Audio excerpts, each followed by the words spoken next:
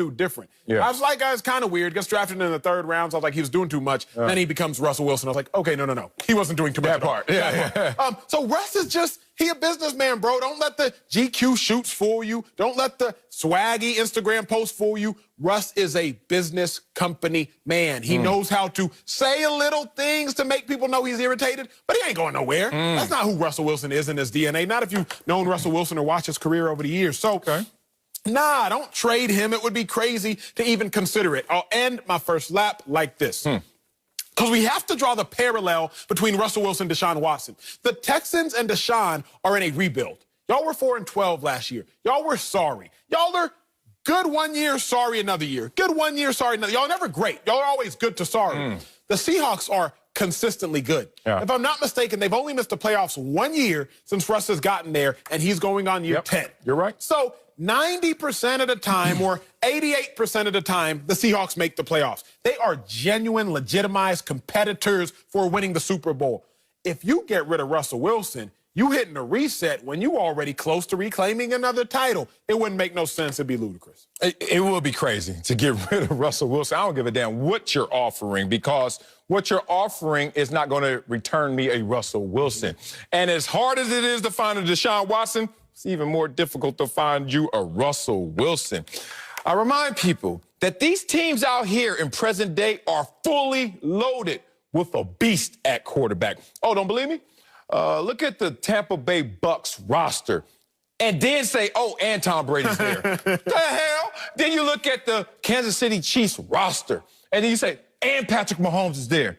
Oh, let's look at the Buffalo Bills roster.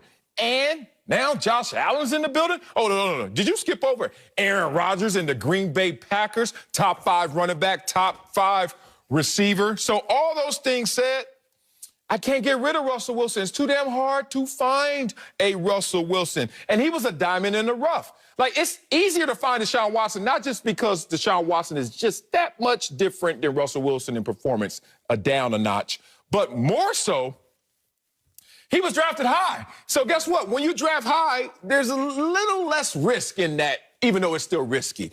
But when you go in the 3rd round, Russell Wilson, you're like, all right, I hope this works. You're taking a flyer. Dak Prescott. You're taking a flyer. And Dak Prescott is Russell Wilson once he fully realizes who he is, because Russell Wilson is the dressed-up version of Dak Prescott. So when you have that fall into your lap, you ain't letting that go. Russell Wilson set career highs last year. Completion percentage, passing touchdowns, total yards, and total touchdowns.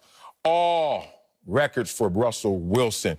Why would I let him go? And do what? What are we going to get back in return? Some running backs and a lineman and a safety? Like, what the hell y'all talking about? That's not going to win us any games. We need a fully loaded roster. More importantly, we need that cherry on top, Russell Wilson. So we reach for a lot of analogies during the course of this show. That's what I love about this show. It makes me work differently, think differently. Oftentimes we go to track analogies, but what I found in months now is the relational analogies actually make more sense. Like America, y'all get this.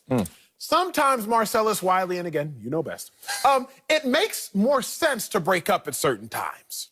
Say y'all live in the same city, one person moves. Like, if there was ever time to break up, now it's a little bit more convenient. You got a story? Long distance is death. Oh, okay, I'm sorry. Right, but like, it makes some sense. Right? You get a new head coach. You get a new general manager. Your other star player leaves, Houston Texans. It makes a little bit of sense to break up.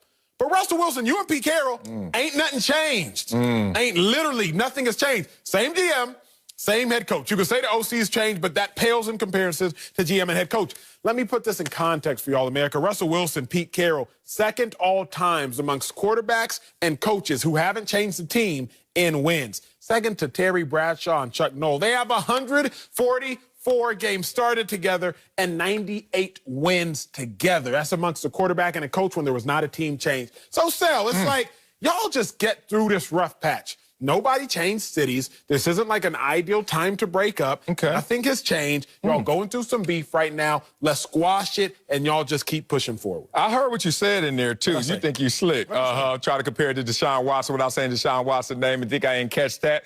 They are different. And there's some reasons why Russell's situation should be looked at in a more positive light than Deshaun's. I'll tell you why.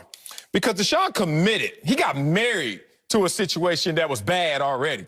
There wasn't a DeAndre Hopkins at the wedding, and he still was like, I do. And then you sit next to Bill O'Brien, and you're like, I do. With him? Okay. And then he leaves, and I thought that was supposed to be a good thing. And then Hopkins was never there, and I thought that was supposed to be a bad thing, and you still was at the altar saying, I do. Okay.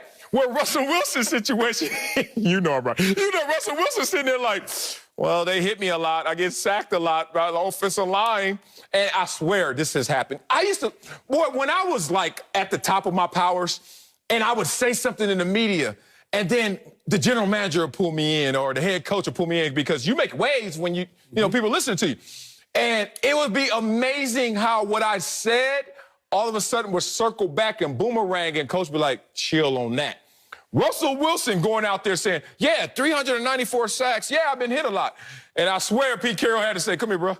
Chill on that. Because you know the year we won the Super Bowl, we had the second highest pressure rating in the NFL. That means they were in your face all day.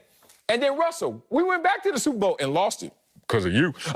And we had the highest pressure rating. Now we sitting there around 20.